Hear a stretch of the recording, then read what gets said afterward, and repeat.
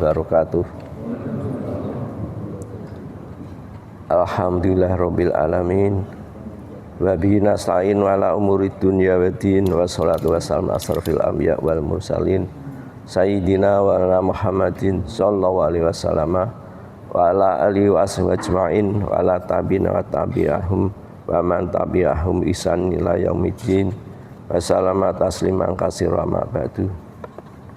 Ibu-ibu, bapak-bapak, jamaah salat subuh Masjid Babus Salam yang dimuliakan Allah Ta'ala, hendaknya marilah kita selalu memanjatkan puja dan puji syukur hadirat Allah SWT yang telah melimpahkan karunia nikmatnya pada kita semua, terutama nikmat iman dan Islam, nikmat kesehatan jasmani dan rohani, nikmat diberi kecukupan rezeki secara lahiriah dan dapatan diniyah, dan nikmat di waktu sempat kesempatan untuk dapat melaksanakan ibadah kepada Allah Ta'ala, sehingga mudah-mudahan dengan istiqomah kita menjalankan syariat agama, mudah-mudahan dengan ketekunan kita dalam melaksanakan syariat agama kita, menjadi kita orang-orang yang utakin, orang yang solihin, orang yang mendapatkan kebaikan Allah Ta'ala dalam kehidupan di dunia maupun akhirat nanti. Salawat dan salam semoga selalu tercurah melimpah, sehingga melimpah, turah, melimpah, sumerambah pada kita semua, dan kita semua diakui sebagai umat Nabi Muhammad SAW yang akan mendapatkan syafaatnya di akhir kiamat nanti. Amin ya rabbal alamin. Sebagai mana tiap Sabtu pagi ada tausiah pagi, namun sebelum tausiah pagi ini kami sampaikan, kami beritahukan bahwa kemarin Bapak Sugito sudah mengumpulkan donasi dari bapak-bapak sekalian yang ditujukan untuk membantu Bapak Joko Widayanto marbot di sini untuk memperbaiki rumahnya yang mau ambruk katanya.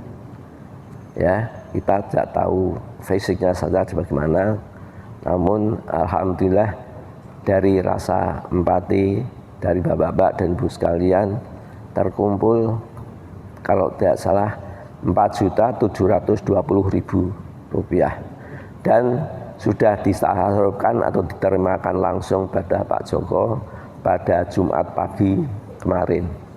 Mudah-mudahan bisa bermanfaat dan sedikit membantu dari keperluan Bapak Joko di dalam memperbaiki rumahnya. Terima kasih ya semoga. Kemudian pada pagi ini saya akan menyampaikan atau bersama-sama membaca buku Nasihat Agama dan Wasiat Iman yang ditulis oleh Imam Habib Abdullah Haddad. Siapa Imam Habib Abdullah Haddad ini? Di dalam biografi disampaikan bahwa beliau adalah Syekh Islam Al-Mahaguru, penganjur dan pemimpin upama dalam bidang dakwah dan pendidikan. Dia dari keturunan Syekh yang mulia Abdullah bin Alwi Al-Haddad Al-Alawi Al-Husaini Al-Hadromi As-Safi'i, imam ahli pada zamannya yang sering berdakwah pada jalan Allah, berjuang untuk mengembangkan agama yang suci dengan lisan dan penanya, menjadi tumpuan dan rujukan orang banyak dalam ilmu pengetahuannya. Beliau dilahirkan di salah satu sebuah desa di kota Tarim, yakni sebuah kota di negeri Hadramaut, Yaman, yang terkenal pada tanggal 5 Safar 1044 Hijriah. Beliau dibesarkan di kota tersebut yang terkenal sebagai pusat pemukiman kaum ashraf keturunan Syekh dan keturunan Sayyidina Husain bin Ali bin Abu Thalib, cucu dari Rasulullah SAW. Di sanalah beliau mempelajari Al-Quran, Nul Karim, dan menghafalnya. Semasa kecil, beliau kehilangan penglihatannya disebabkan karena penyakit cacar. Tetapi Allah SWT berkenan menggantikan penglihatan lahir itu dengan penglihatan batin. Beliau senantiasa menuntut ilmu agama dan mendalaminya, sehingga menjadi seorang yang alim dan ahli dalam segala seluk beluknya. Kemudian beliau menjadi pendamping para ulama yang terkenal di zamannya, sehingga Allah SWT mengaruniakan kekuatan menghafal yang sangat menakjubkan dan pemahaman yang luar biasa. Beliau senantiasa bersungguh-sungguh dalam menjalankan amal ibadahnya, menyertakan amal di samping ilmu. Demikian pula gaya hidup beliau sejak usia remaja hingga dewasa dan menjadi tua. Kemudian beliau mulai giat mendidik murid-muridnya dan membimbing para peminat menuju ke jalan Allah Ta'ala. Karena itu banyak pelajar yang datang mengunjunginya dari berbagai pelosok atau hingga tersebar luaslah manfaat yang disampaikan beliau ke segala penjuru. Beliau juga gemar merantau dan mengunjungi berbagai negeri untuk berdakwah dan menyebarkan ilmu pengetahuannya, sehingga tersebar luas pula lah pengajaran ilmu agama itu kepada orang-orang banyak. Beliau juga seorang penyair yang berbakat. Syair-syairnya yang diucapkan beliau sangat mempesona. Juga seorang penulis yang puitis. Tulisannya sungguh merasuk dan memaukan hati. Pidatonya senantiasa menimbulkan minat para pendengarnya, dan hujah-hujahnya yang dilontarkannya acap kali menumbuhkan lawan bicaranya. Beliau dikenal sebagai seorang pengarang yang gamblang, jelas segala ucapannya, mantap dan dalam pengolahannya, mendalam segala bahasanya, teliti dalam mengambilannya, jelas hujahnya. Penerangannya mengagumkan dan sangat luas interpretasinya. Beliau senantiasa menguatkan pembicaraannya dengan ayat-ayat Al-Quranul Karim, hadis-hadis Nabi SAW, serta pendapat para tokoh dan imam, untuk melenyapkan segala gangguan dalam diri dan was-was dalam dada setiap yang subhat, meluruskan setiap yang buruk sangka, sehingga tidak tinggal atau muskhilah, melainkan diuraikannya, atau satu persoalan melainkan dijawabnya. Yang demikian itu bisa disimak di dalam semua karangan beliau, misalnya An-Nasihah Ad-Diniyah, buku yang sedang kita baca ini. Sebuah risalah yang berjudul Ad-Dawah At-Tamimah At-Tamah. Risalah ini berjudul Al-Mudzakarah Ma'ikhwan wal Muhibbin, dari risalah Al-Fusul Al-Islamiyah Ittihafu As-Salfir bil Azwibati Masail, dan sebuah diwan kumpulan syair-syair yang terkenal itu. Allah mengwafatkan beliau radhiyallahu anhu pada hari Selasa petang tanggal 7 Zulhijjah 1132 Hijriah, dan dikemukakan di kuburan Zabal di kota Tarim. Semoga Allah SWT melipatkan ganhan balasannya dengan pahala yang banyak.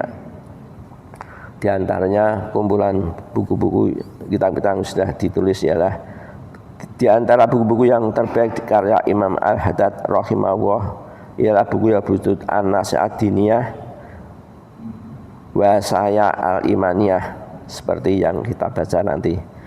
Beliau telah menyusunnya persis seperti yang beliau katakan dalam sebuah mukadimah bukunya ini. Saya mencoba menyusunnya dengan ungkapan yang mudah supaya dekat dengan pemahaman khalayak, dan saya juga gunakan perkataan-perkataan yang ringan supaya segera dipahami dan mudah ditangkap maksudnya oleh orang-orang yang khusus dan orang-orang awam dari ahli iman dan Islam. Beliau melengkapi buku ini dengan perkara-perkara yang wajib diketahui oleh setiap muslim, misalnya yang berkaitan dengan akidah, keyakinan, dan hukum, keluhan budi seperti akhlak terpuji yang harus kita teladani. Beliau juga menerangkan tentang kerangka dasar dakwah ke jalan Allah dan tata cara menunaikan hak-hak Allah dengan menguatkan penerangannya berdalilkan firman Allah Ta'ala, sabda dari Rasulullah SAW, dan pendapat para imam dan ulama yang dirasa tidak pantas seorang muslim mengabaikannya, yang bahkan seorang alim, juru dakwah dan guru maupun senantiasa memerlukannya.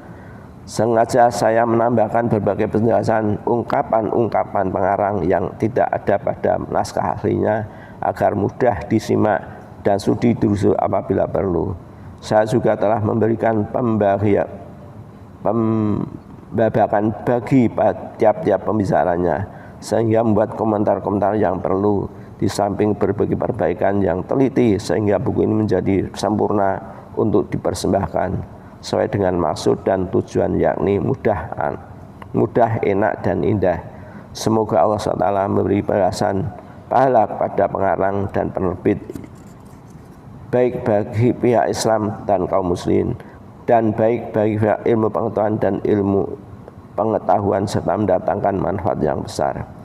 Husain Muhammad Makhluf, bekas mufti Mesir dan anggota panitia paling ulama. Buku ini dicetak oleh PT Karyata Putra Semarang. Nah, kemudian kami masuki ke dalam prakata.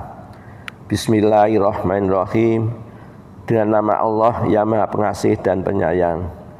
Tiada daya dan upaya melainkan dari hadirat Allah yang Maha Tinggi dan Maha Besar, Maha Suci, Maha Wahai Tuhan. Tiada ilmu melainkan apa yang Engkau ajarkan padaku. Sesungguhnya Engkau Maha mengetahui lagi Maha bicara.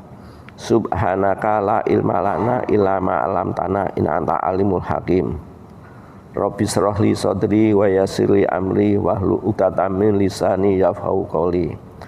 Segala puji bagi Allah, seru sekalian alam, yang telah menjadikan dakwah kepada kebenaran, petunjuk kepada kebahagiaan dan nasihat kepada kaum muslimin sebagai alam bakti yang paling mulia, derajat yang tinggi dan urusan agama yang paling penting, yakni jalan para nabi Allah yang diutus, jalan para aulianya yang saleh, dan jalan para ulama yang patuh, yang mendalami seluruh ilmu pengetahuan dan keyakinan.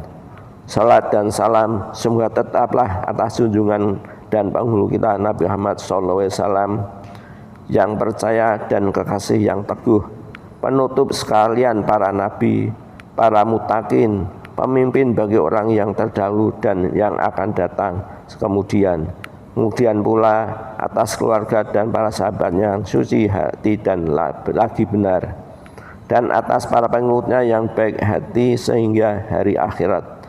Sungguh selanjutnya telah bersabda Rasulullah SAW, innamal a'malu binniyat wa innamal likulli imri'in ma nawa.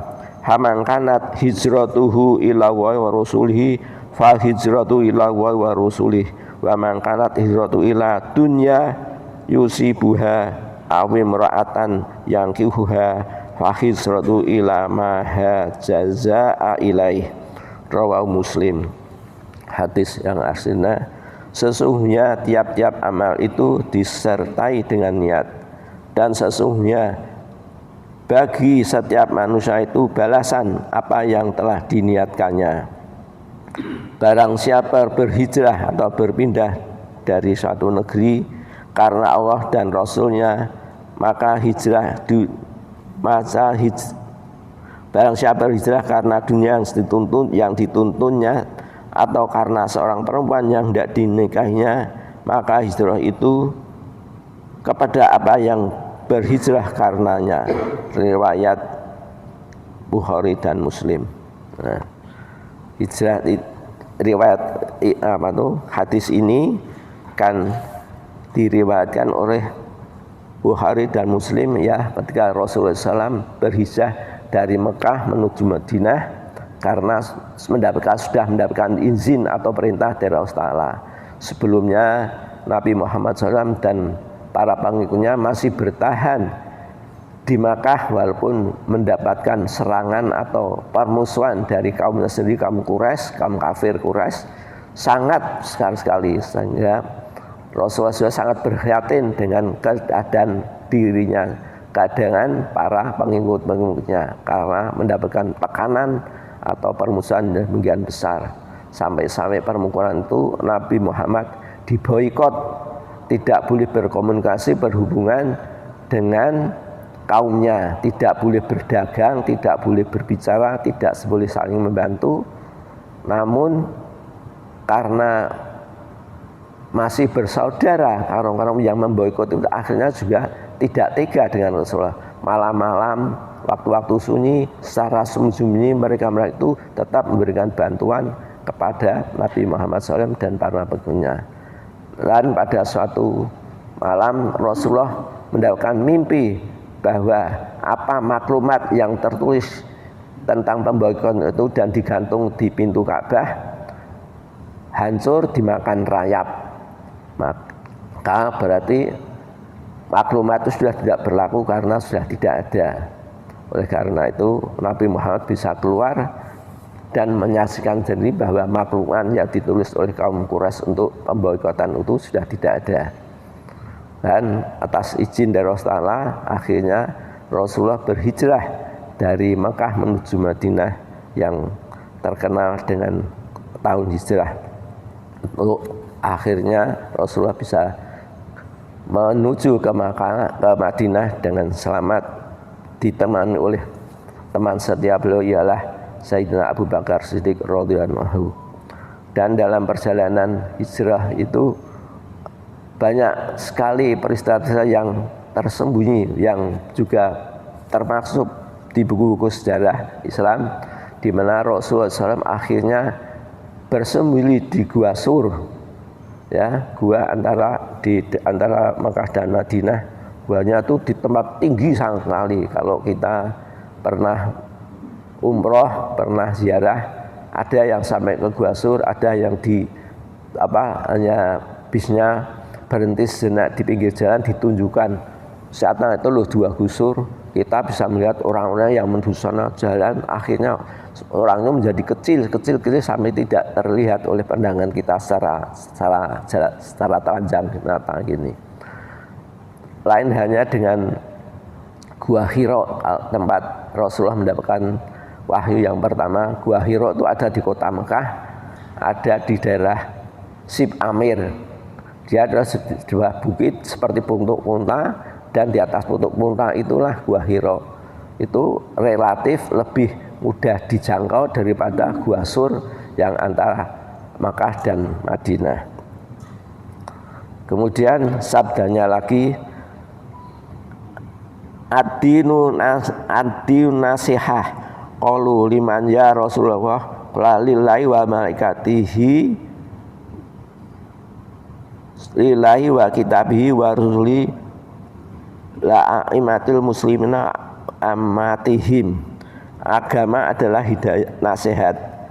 Para sahabat banyak, pada siapa wahai Rasulullah? Beliau menjawab, pada Allah, kitabnya, Rasulnya, dan para pemimpin kaum muslimin dan orang-orang awamnya. Riwayat dari Muslim. Jadi agama itu nasihat. Apa yang nasihat?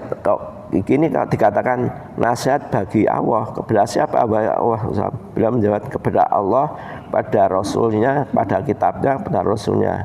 Maksudnya ialah pada Allah itu, Allah lah yang memberikan nasihat karena menurunkan wahyu pada Rasulullah SAW yang kemudian terkumpul dalam mushaf Al-Quran Karim lengkap 30 juz dari Alhamdulillah, surat Al-Fatihah terus sampai terakhir surat An-Nas. Itu susunannya.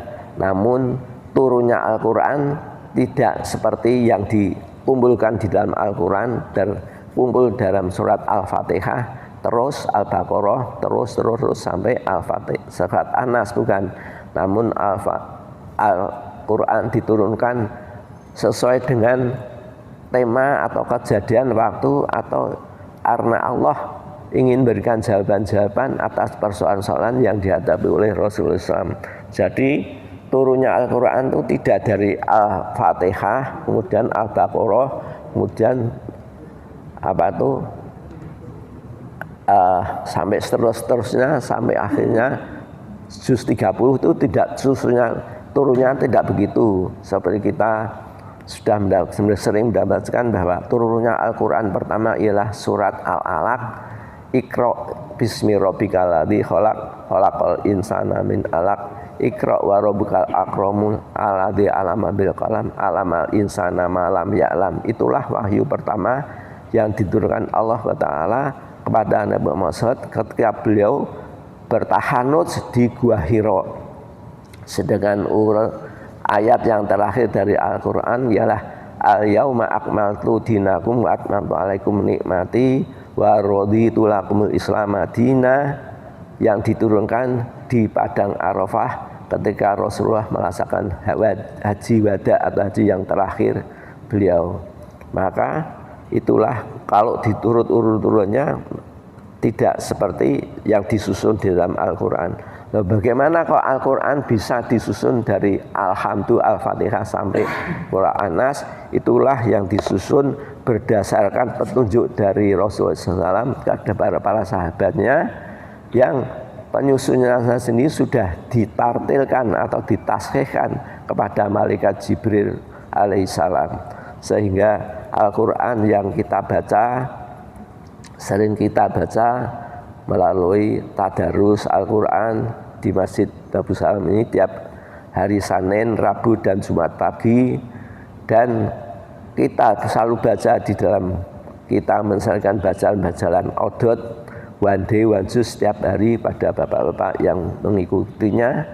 Semoga kita senantiasa bisa istiqomah membacanya, karena apa yang kita baca dari Al-Quran itu mati di yaumul qiyamah akan menjadi ashab yang memberikan syafaat kepada kita yang merajin membacanya.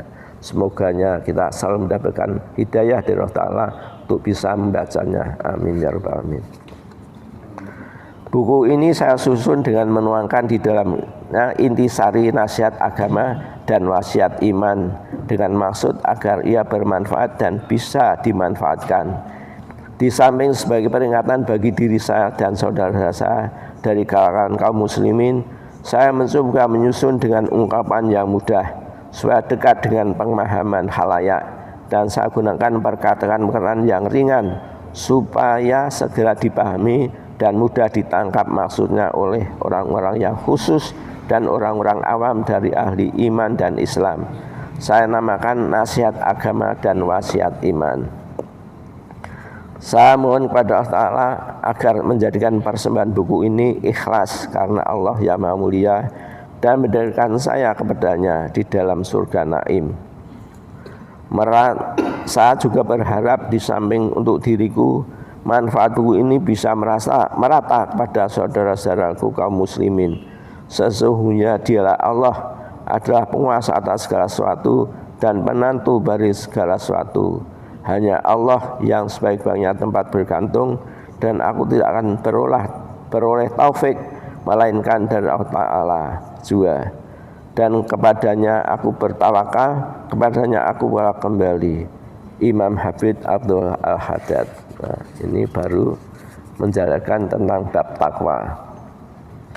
Bahasan tentang takwa. Allah berfirman, "Waman asdaqu minallahi hadisa." Surat An-Nisa surat keempat ayat ke-87, yang artinya, dan siapakah orang yang lebih benar perkataannya daripada Allah. Nah, waman asdaqu minallahi qila, dan siapakah orang yang lebih dipercaya perkataannya daripada Allah. Ini penterjemah menghiaskan Allah dengan manusia, ya, seorang manusia. Dari siapakah orang yang lebih, dan siapakah orang yang lebih benar perkataannya daripada Allah. Nah, tidak ada orang yang bisa dipercaya perbandingannya kecuali daripada Allah Ta'ala. Dari Allah lah yang maha bisa percaya, Allah yang bisa dipegang janjinya. Lain dengan manusia. Manusia lain kadang hari ini berkata demikian, besok berkata demikian, tidak ada kejelasannya. Namun Allah yang maha benar dan maha janjinya, inna wa la yukhliful mi'ad, Allah tidak akan mengingkari janjinya. Apa yang dijanjikan oleh Allah, barang siapa beriman kepada Allah dan beramal baik, pasti dia akan masukkan surga. Pasti kita juga akan masuk surga sesuai dengan janji Allah. Oleh karena itu Allah berfirman, innalladzina amanu wa amilus-solihati kanat lahum jannatul firdausi nuzula khalidina fiha la yabghuna anha khiwala.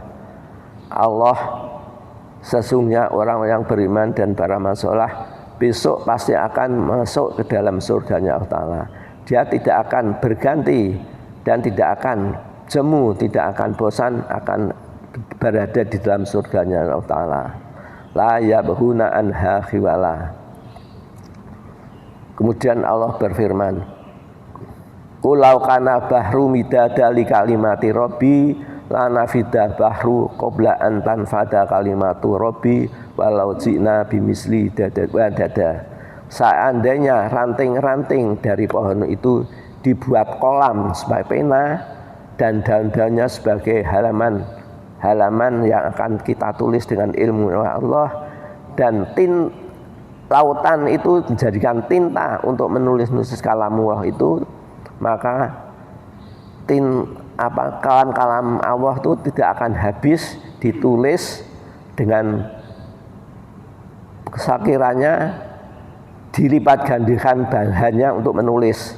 Jadi ranting-rantingnya, daun-daunnya, dan banyaknya air di dalamnya itu dilipat gandakan sampai 2 kali, tidak akan habis ilmu Allah untuk ditulis, untuk diambil hikmahnya atau diambil pemahamannya. Itulah janji dari Allah Ta'ala.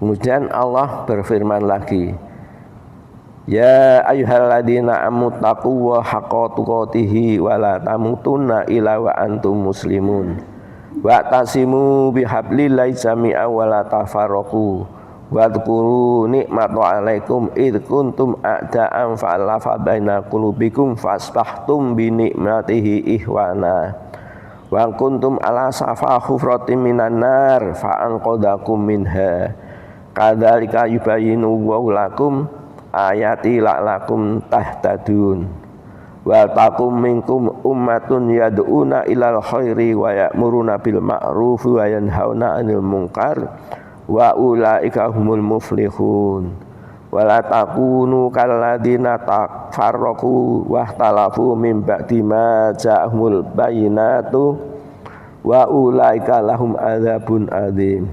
Surat Al-Imran ayat 102 sampai 105, yang artinya, hai orang-orang yang beriman, bertawakallah kepada Allah sebenar-benarnya takwa kepadanya, dan janganlah sekali-kali kamu mati melainkan dalam keadaan beragama Islam, dan berpeganglah kamu semuanya kepada tali Allah Ta'ala, dan janganlah kamu bercerai-berai, dan ingatlah akan nikmat Allah kepadamu ketika kamu dulu masa jahiliyah bermusuh-musuhan, maka Allah menjinakkan antara hati-hatimu, lalu menjadikan kamu karena menjadilah kamu karena nikmat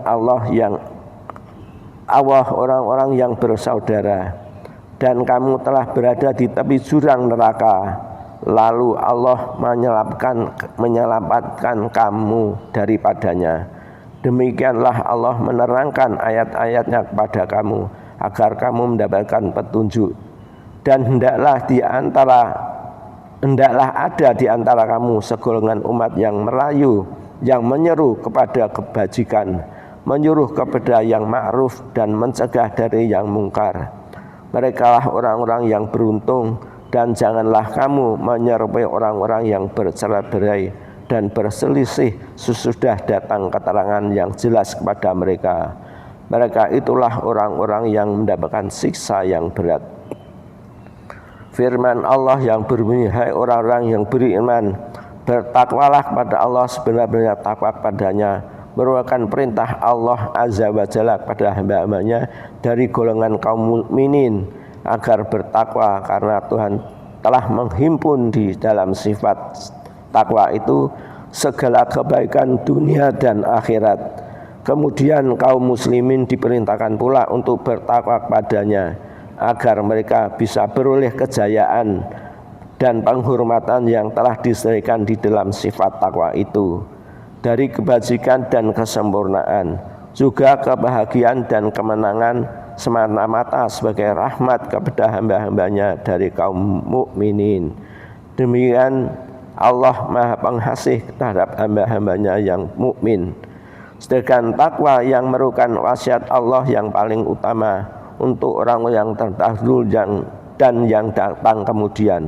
Perhatikanlah firman Allah berikut ini. Walaqad wasainal ladina utul kitaba min qablikum wa iyyakum anittaqullah. Dan sungguh kami telah memerintahkan kepada orang yang diberi kitab sebelum kamu juga kepada kamu, bertakwalah kepada Allah. Surat An-Nisa ayat 131. Karena itu tidak ada suatu kebaikan pun di dunia maupun di akhirat, kebaikan lahir maupun batin, melainkan hanya takwa yang menjadi perintis dan penyebab yang mengantarkan kita kepadanya. Demikian pula sebaliknya, tiada suatu kesehatan pun di dunia maupun di akhirat, kesehatan lahir maupun batin, melainkan hanya takwa yang bakal menjadi dinding yang kokoh dan benteng yang teguh untuk menyelamatkan kita daripadanya dan melepaskan kita dari bencananya. Dalam hal ini Allah SWT telah banyak menjelaskan kepada kita melalui kitab suci Al-Quran Karim bahwa di dalam sifat takwa terdapat kebahagiaan yang utama dan kebahagiaan yang tidak terhitung banyaknya. Di antara kebaikan-kebaikan ialah ikut sertaan Allah di dalam memelihara diri kita. Allah berfirman, wattaqullaha wa'lamu anna wa ma'al muttaqin. Surat Al-Baqarah ayat 194 yang artinya, bertakwalah kepada Allah dan ketahuilah bahwa Allah berserta orang-orang yang bertakwa. Takwa dalam arti sayang mudah dan sebagai muslimnya ialah menjalankan perintahnya Allah Ta'ala, baik perintah larangan maupun perintah suruh atau larangan, baik kita dalam terpaksa atau kita dalam bersalah diri. Bertakwa ya saya menjalankan seperti apa itu kemarin Ustadz Riyadin kan menyampaikan takwa apa itu ialah menjalankan perintahnya dan menjauhi larangannya lah, itu demikian. Namun di dalam bertakwa itu Allah menyertai diri kita, bahwa yang bertakwa itu pasti orang-orang yang beriman, yang menjalankan perintah-perintahnya Allah Ta'ala dan menjauhi larangannya pasti orang yang beriman. Artinya iman ya pasti percaya adanya Allah Ta'ala, ya Maha Suci yang menciptakan manusia dan alam semesta ini. Allah yang memberi rezeki kita, Allah yang memberikan segalanya yang kita butuhkan. Kita membutuhkan ketenangan hati, ketenangan batin. Kita membutuhkan kebutuhan makan dan minum, hakikatnya dari Allah Ta'ala. Walaupun kita bekerja mendapatkan upah, mendapatkan gaji, itu karena kita bekerja. Kita bekerja karena kita mempunyai keahlian. Kita bekerja karena kita mempunyai kemampuan, dan kita bisa bekerja karena kita diberi akal dan pikiran oleh Allah Ta'ala. Sedangkan akal dan pikiran dari Allah Ta'ala, kita bisa mencari ilmu datangnya dari Allah Ta'ala, semuanya itu dari Allah Ta'ala. Kalau kita runtut kembali, semua itu datangnya dari Allah Ta'ala. Jadi rezeki yang kita makan, yang kita cari, itu ya datangnya dari Allah Ta'ala. Namun syariatnya kita harus bergerak atau kita harus bertindak. Kalau kita ingin pandai ya kita harus mencari ilmu, kita harus sekolah, kita harus kuliah. Kalau kita bekerja ya kita harus mengeluarkan tenaga kita, pikiran kita untuk menghasilkan sesuatu. Itulah hakikat dari kita bekerja. Sedangkan rezeki adalah datang dari Allah Ta'ala. Haruslah kita ketahui. Kemudian wattaqwa wa ilmukumullah, dan bertakwa kepada Allah dan Allah akan mengajarmu. Kalau kita bertakwa kepada Allah, Allah akan menambahkan ilmu dari kita. Dulu kita waktu masih keluar dari sekolah, waktu kerja, kita masih belajar. Namun dengan belajar, kita belajar dari ke hari, kita bisa mengetahui suatu permasalahan, suatu problem, suatu troubleshooting ya, suatu kejadian demikian itu keabitnya dari ini kita mengatasinya demikian. Maka dari pelajaran itu sambil kita bertakwa, ilmu kita semakin hari semakin bertambah, sehingga segala problem yang kita hadapi itu atas petunjuk dari Allah dan kata kita karena mohon pertolongan dari Allah kita bisa mengatasi. Dan alhamdulillah saat ini kita semua bisa paripurna di dalam kita bekerja. Maksud kita sudah bisa melaksanakan tugas sampai dapat pensiun, akhirnya kita bisa istirahat. Kita tidak lagi dituntut untuk bekerja menyalahkan sesuatu, kita ganti-gantikan dengan generasi berikutnya. Mati belah kita untuk beristirahat. Waktu yang kita istirahat, yang kita sisa kita, jangan kita untuk sambil istirahat ya kita sudah tidak untuk, namun kita manfaatkan ilmu yang dulu kita punya, tenaga kita yang masih kita usaha, materi yang masih kita punya dari hasil kerja itu untuk selalu berjuang di jalan Allah Ta'ala. Kita gunakan ilmu kita yang dulu kita punyai untuk kesejahteraan bersama, untuk kemaslahatan bersama, untuk kemajuan kita bersama, terutama di dalam komunitas kita, Masjid Babul Salam secara umatnya. Kita semua itu selalu berusaha juga, kita saling membantu di antara kita. Ilmu kita juga, harta kita juga kita sisihkan, tidak hanya untuk kebutuhan kita sendiri, tapi juga untuk kebutuhan ibadah kita, juga untuk kebutuhan kemajuan dari masjid-masjid kita, agar masjid kita semakin bagus, semakin nyaman untuk kita beribadah. Tanpa kita nyaman beribadah, kita menjadi lebih khusyuk, lebih nyaman di dalam menjalankan ibadah. Dan kita selalu jalin ukhuwah di antara kita, persahabatan antara kita sama muslim. Kita saling membantu, saling mengisi, saling memberikan ilmu. Apa yang menjadi kekurangan kita, apa yang ada dari yang lain, kita saling mengisi. Itulah hakikat dari adanya jamaah yang dihimpun dalam ketakmiran Masjid Babul Salam ini. Mudah-mudahan kita dapat mengamalkan yang diberikan oleh Ta'ala ini, bekal ketakwaan kita, bekal amal, bekal harta benda kita, semua kita tasarrufkan untuk diri kita pribadi, karena kita beramal akhirnya akan kembali kepada kita. Barang siapa beramal untuk sesungguhnya amal itu untuk dirinya, barang siapa memberikan sedekah, sebuah sedekahnya itu akan kembali kepada dirinya. Maka tidak ada yang hilang di dalam apa yang kita berikan. Ilmu yang kita ajarkan kepada orang-orang lain dan ilmu bermanfaat, maka ilmu itu akan kembali kepada kita, karena pahala orang yang menjalankan ilmu yang kita ajarkan, kita akan memberikan pahala sebagaimana orang yang menjalankan ilmu yang kita berikan. Seperti wasiat yang juga hadis yang diriwayatkan oleh Bukhari, oleh Muslim, dalam idza matna ibnu adama in qata amalhu ila min salasin shadaqatin jariyatin au ilmin yantafu bihi au waladin sholihin yad'ulah. Jika seorang anak Adam telah meninggal, wafat, maka terputuslah segala amalnya. Maksudnya putusnya segala amalnya itu kita sudah tidak bisa beramal lagi.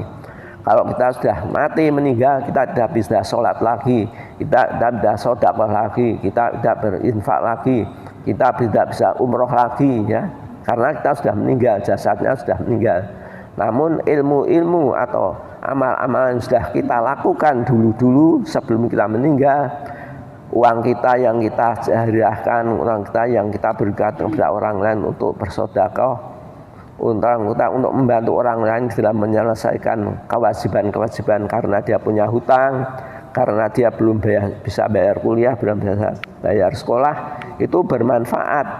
Apa kurang uang juga ilmu yang kita berikan pada mereka, bagaimana kita menjelaskan tentang wudu, bagaimana sholat, bagaimana memahami Allah, maka itu bermanfaat. Maka apabila kita akhirnya akan meninggal, maka amal jariah yang sudah kita tunaikan waktu kita masih hidup akan selalu mengalir pada kita, dan itu akan menjadi timbangan pemberat iman di yaumul hisab nanti, sehingga kita semua itu akan tertolong atau mendapatkan balasan dari apa yang kita kerjakan sebelum kita meninggal dunia itu tuh. Maka dari itu pengajian atau salat tiap Sabtu pagi ini sangat bermanfaat bagi kita semuanya, bermanfaat bagi pendengarnya, bermanfaat bagi yang memberikannya, karena sesungguhnya nasihat itu lebih diutamakan pada yang memberikan. Kalau saya menyampaikan tentang bagaimana kita harus menjalankan ibadah dengan sebaik-baiknya, maka seruan itu mestinya tertuju pada mereka yang menyampaikan. Memang kita mengharapkan orang-orang yang audien yang kita sampaikan juga menjalankan apa yang kita sampaikan, lebih tertuju pada diri kita sendiri, sehingga sebagaimana Ustadz Baydawi kemarin Jumat sore memberikan tentang tafsir Al-Quran, janganlah kamu mengatakan sesuatu yang kamu menganjurkan sesuatu sedang kamu sendiri tidak menjalankan. Allah akan memberikan tidak ridho, Allah tidak berkeberatan dengan apa yang kamu ucapkan dan kamu tidak jalankan. Mudah-mudahan apa yang kami sampaikan ini bermanfaat bagi Bapak dan Ibu sekalian, terutama bagi diri saya sendiri, sehingga apa yang saya anjurkan Bapak-Bapak sekalian, saya berkewajiban atau berniat atau bersepakat bahwa saya akan menjalankan apa yang saya sampaikan, dan mudah-mudahan Allah Ta'ala menerodoi segala amal kita. Demikian yang untuk pagi ini saya sampaikan, mudah-mudahan bermanfaat bagi saya pribadi dan Bapak sekalian. Apa yang kami sampaikan adalah semua dari petunjuk dari Allah Ta'ala. Apa yang ada kekurangannya adalah dari kebetulan dan kesalahan saya ini. Akhirnya kami mohon maaf. Billahu taufiq wal hidayah waridho wal inayah. Wassalamualaikum warahmatullahi wabarakatuh.